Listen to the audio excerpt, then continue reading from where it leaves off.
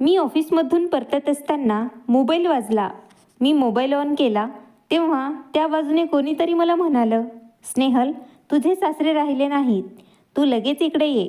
हे ऐकताच मी विचार करू लागले, आता काय करायचं.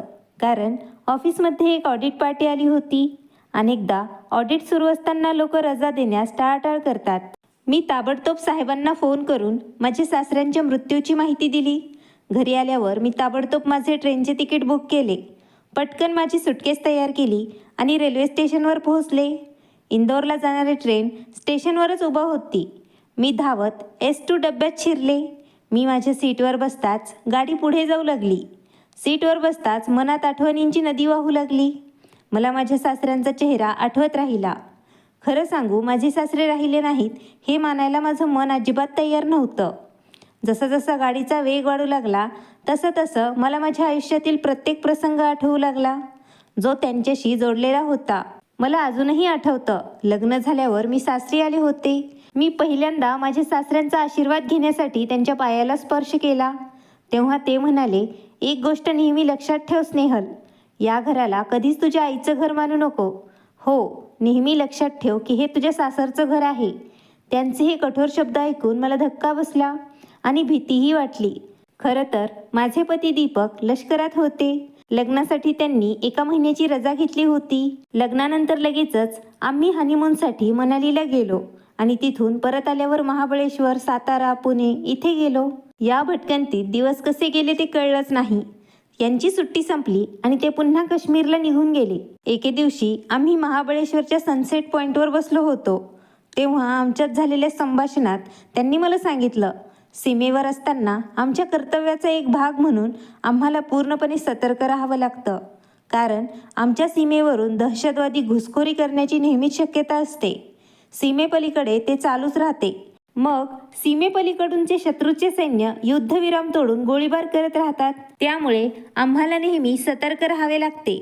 आमची छोटीशी चूक आमच्यासाठी जीवाला धोका बनू शकते.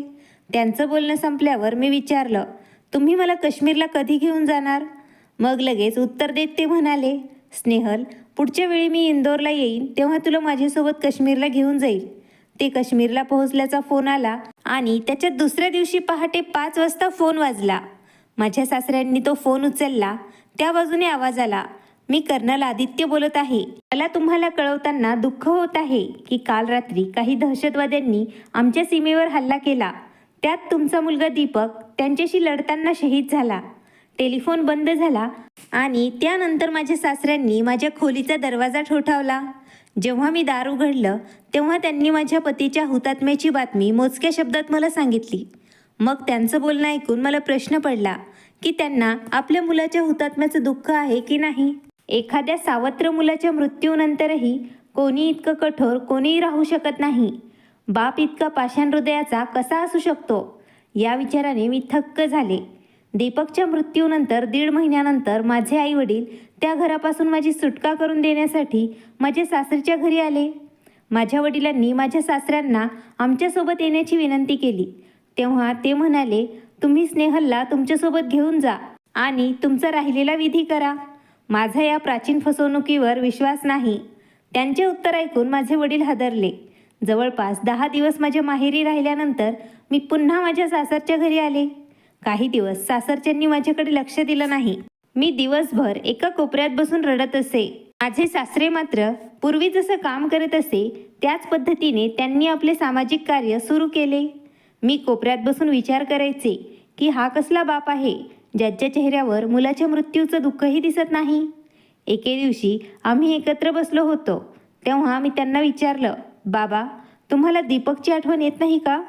त्यांचं दुःख मी माझ्या मनातून वेगळं करूच शकत नाहीये. नंतर त्यांनी माझ्याकडे त्यांच्या ज्वलंत डोळ्यांनी पाहिलं आणि म्हणाले, ज्या दिवशी तो सैन्यात भरती झाला होता त्याच दिवशी मी माझं मन घट्ट केलं होतं. मला माहीत होतं की एक ना एक दिवस मला ही बातमी नक्कीच ऐकायला मिळेल. मग देशासाठी शहीद झालेल्यांचा शोक का म्हणून करायचा? आमचा मुलगा देशासाठी उपयुक्त ठरला याचा आम्हाला अभिमान वाटला पाहिजे. त्यांचे कठोर शब्द ऐकून मी थक्क झाले. अजून काही दिवस गेले. मी अनेकदा उदास बसले. एके दिवशी माझे सासरे माझ्या खोलीत आले आणि म्हणाले, सुनबाई, तुम्ही दिवसभर प्रेतासारख्या बेडवर पडून राहता. दीपक मेला आहे का तू? मी माझे अश्रू पुसले आणि म्हणाले, बाबा, तुम्ही माझं दुःख समजू शकत नाही. मी हे सांगणारच होते तेव्हा ते म्हणाले, सुनबाई, तुम्ही असं का बोलत आहात की मी तुमचं दुःख समजू शकत नाही? अहो भोळ्या सुनबाई, विसरू नका, मी सुद्धा माझ्या जीवनसाथीला माझ्या तारुण्यातच गमावलं आहे, जेव्हा दीपक फक्त 5 वर्षाचा होता. आणि तू मला तुझ्या वेदना मला समजत नाही असं सांगत आहेस? सुनबाई, जर तुम्ही तुमचा नवरा गमावला असेल तर मी माझी एकमेव आधार गमावला आहे. बाबा, माझं संपूर्ण आयुष्य माझ्यासमोर आहे आणि मी आता काय करू या संभ्रमात आहे. त्यांनी माझं म्हणणं गांभीर्याने ऐकलं आणि मग त्यांच्या वैशिष्ट्यपूर्ण शैलीत ते मला म्हणाले, हे दुःख तू स्वतःहून काढून टाकलंस तर तुला स्वतःचा विचार करता येईल ना. काही दिवसांनी एका दिवशी माझे सासरे माझ्याकडे आले आणि मला म्हणाले, मुली, आजपासून तू तुझ्या जबाबदारीने आयुष्य सुरू कर. नंतर गॅस कसा बुक करायचा ते मला सांगितलं. काही दिवसांनी ते मला बँकेत घेऊन गेले आणि तेथील काम मला समजावून सांगितलं. त्यानंतर मला ATM मध्ये नेलं आणि पैसे कसे काढायचे ते पण शिकवलं. दूरध्वनी आणि वीजचं बिल कसं भरायचं हेही त्यांनी मला शिकवलं. हे सर्व काम मी शिकले आणि करू लागले. परंतु घरची कामं उरकून एकटी असताना मला वाईट वाटायचं. एके दिवशी माझ्या सासऱ्यांनी मला फोन केला आणि म्हणाले, हे बघ सुनबाई, आता पुरे झालं. तुझा उदास चेहरा पाहून मला खूप त्रास होतोय. तुम्ही आता तुमच्या आईवडिलांच्या घरी गेलात तरी चालेल किंवा या घराव्यतिरिक्त कुठेही राहायला गेलात तरी बरं होईल. तुम्हाला हवं असल्यास मी तुमच्यासाठी भाड्याने फ्लॅट शोधू शकतो किंवा तुम्ही स्वतः घर किंवा फ्लॅट शोधू शकता. मी त्यांना कितीतरी वेळा म्हणाले, मी एकटी कशी जगणार? तर ते मला म्हणाले, सुनबाई, ही तुमची समस्या आहे आणि ती तुम्हाला सोडवावी लागेल. त्यांची वृत्ती दिवसेंदिवस तिखट होत चालली आहे. हे पाहून मी ठरवलं की यापुढे रडणे पुरेसे नाही. नंतर एके दिवशी मी दुपारी स्वतः भाड्याने फ्लॅट शोधण्यासाठी घराबाहेर पडले. दीपकचा मित्र हरीश सिंह यांच्या मदतीने मी एक फ्लॅट भाड्याने घेऊन तिथे राहायला गेले. आता मी इथे एकटी होते. नंतर मला घराच्या आतील आणि बाहेरची सगळी कामं करावी लागली.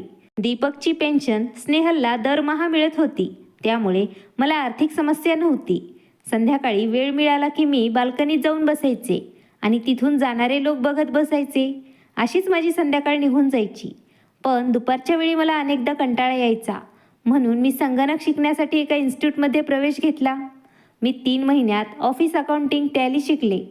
एके दिवशी संध्याकाळी मी टीव्हीवरती माझी आवडती मालिका बघत होते. तेवढ्यात मिसेस हरीश सिंह घरी आल्या. मी त्यांच्यासाठी चहा बनवला. चहा घेत असताना त्या म्हणाल्या, स्नेहल, माझ्या ऑफिसमध्ये कॉम्प्युटर ऑपरेटरचे एक पद रिक्त आहे. तू प्रयत्न केला तर तुला ते पद मिळू शकेल. तुला नोकरी मिळाली तर तुला चांगला वेळ मिळेल आणि नवीन माहितीही मिळेल. नवीन लोकांसोबत ओळखी पण होतील. पण मला अजिबात कामाचा अनुभव नाही. मी स्पष्टपणे त्यांना म्हणाले, स्नेहल, हे बघ, प्रत्येकाला काम केल्यावरच अनुभव येतो ना.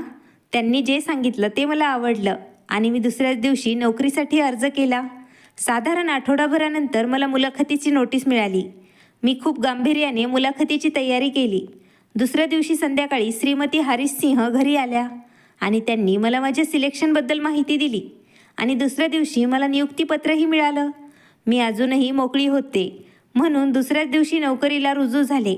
आता माझ्याकडे नोकरी होती आणि मी माझ्या पायावर उभा राहू शकले.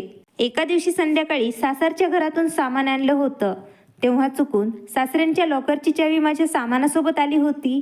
तीच चावी परत करण्यासाठी मी संध्याकाळी ऑफिसमधून थेट सासरच्या घरी गेले. त्यावेळी ते सामाजिक कार्यकर्त्यांच्या बैठकीत व्यस्त होते.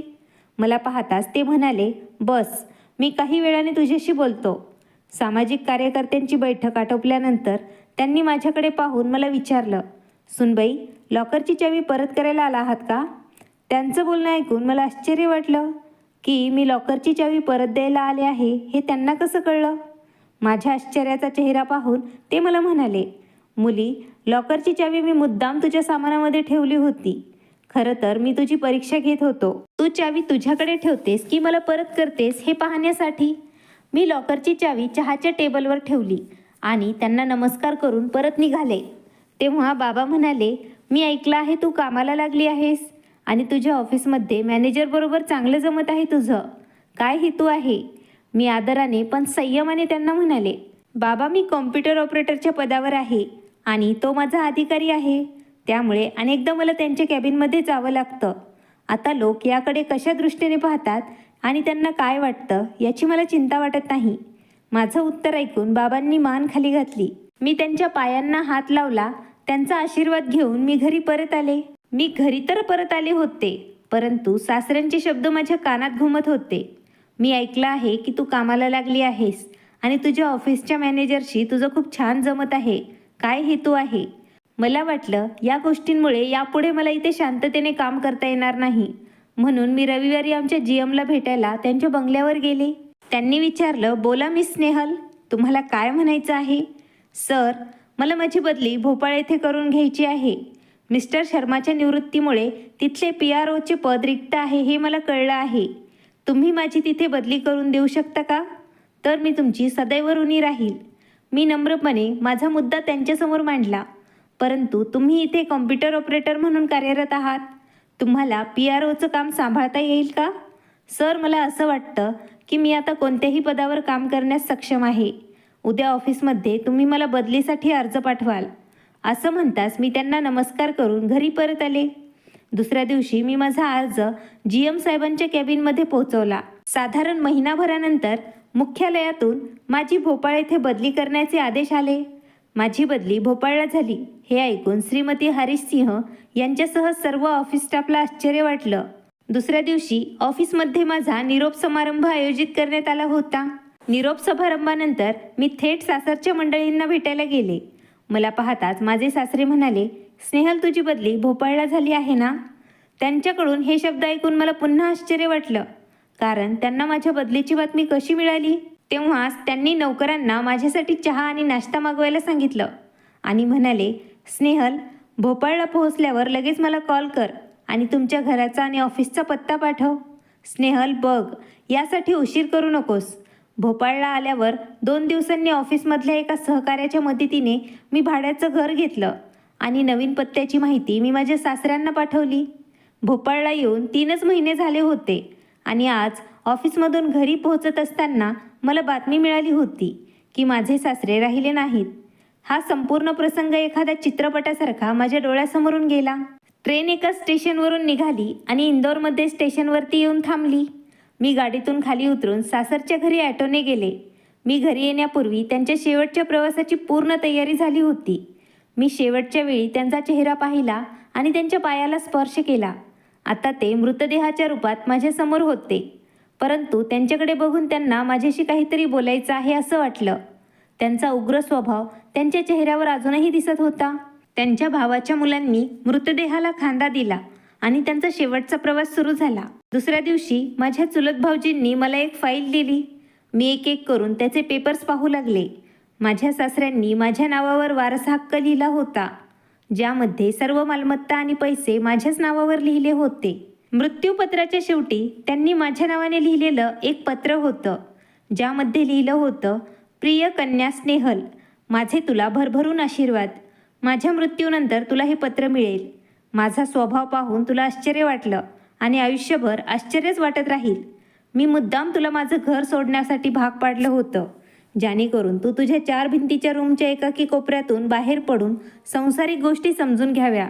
मीच श्रीमती हरीश सिंह यांना फोन करून त्यांच्याकडे तुला पाठवलं होतं, जेणेकरून तू संगणक परिचालक पदासाठी अर्ज करू शकशील. वास्तविक श्रीमती हरीश सिंह यांच्याकडून माहिती घेतल्यानंतर मीच तुमच्या ऑफिसमध्ये मॅनेजरसोबत तुम्ही खूप मिसळत आहात असा तुमच्यावरती आरोप केला होता. मुली, तू योग्य वेळी योग्य जीवनसाथी शोधायला हवा होतास. यासाठी मला तुझ्या कार्यालयातील मॅनेजर योग्य वाटला होता, परंतु तू माझ्या विनंतीला प्रतिसाद देऊन स्वतःची बदली भोपाळला करून घेतलीस. मुली, बदलत्या काळानुसार आपल्यालाही बदलावं लागणार आहे. असो, आजकाल एकट्या स्त्रीचे जगणे खूप कठीण झाले आहे. वेळेत चांगला जीवनसाथी मिळाला तर नक्कीच लग्न कर. मुली, मेलेल्या माणसासोबत मरता येत नाही ना. माझी काळजी अशी होती की जर तुम्हाला असे नैराश्यपूर्ण जीवन जगण्याची सवय लागली तर तुमचे जीवन नरक होईल. कारण आमच्याकडे अफाट संपत्ती असली तरी जीवनातील आनंद केवळ पैशांनीच मिळत नाही. त्यामुळे मीही माझं तन, मन आणि धन समाजकार्यासाठी वाहून टाकलं. स्नेहल बेटा, माणूस असणं म्हणजे समाजात जगणं. तू तर स्वतःला रूमच्या एका कोपऱ्यात बंदिस्त करून ठेवलं होतंस. आता मला हे जाणून खूप आनंद आणि समाधान आहे की तू पुन्हा नव्याने आयुष्य जगायला शिकली आहेस आणि मला तेच हवं होतं. आता जे काही तुझं आहे ते मी या मृत्यूपत्राद्वारे तुझ्या हाती देत आहे. मी तुझा सासरा नाही तर तुझे वडील आहे. त्यांचे हे पत्र वाचून माझ्या मनाला खूप त्रास झाला आणि मला वाटलं, काश माझ्या सासऱ्यांच्या या विचारशक्तीबद्दल मला आधीच माहिती असती तर. मी एकटी बसून विचार करत बसलेल्या सगळ्या गोष्टींचा त्यांच्याबद्दल असा विचार कधीच केला नसता. मला जीवनसाथी वेळीच हवा या त्यांच्या पत्रात लिहिलेल्या मुद्द्याचा मी आजही विचार करत आहे. एकदा मला योग्य जोडीदार मिळाला की त्यानंतर मी त्यांच्या सल्ल्याचं नक्कीच पालन करेन आणि दीपकच्या आठवणी आणि त्यांच्यासोबत घालवलेले क्षण ते कायमच माझ्यासोबतच राहतील. मित्रमैत्रिणींनो, ही लष्करात असलेल्या एका सैन्याची रिअल स्टोरी आहे. ही कथा तुम्हाला आवडल्यास नक्कीच लाईक करा आणि नवीन असाल तर चॅनलला सबस्क्राईब करायला विसरू नका. धन्यवाद. आभारी आहोत.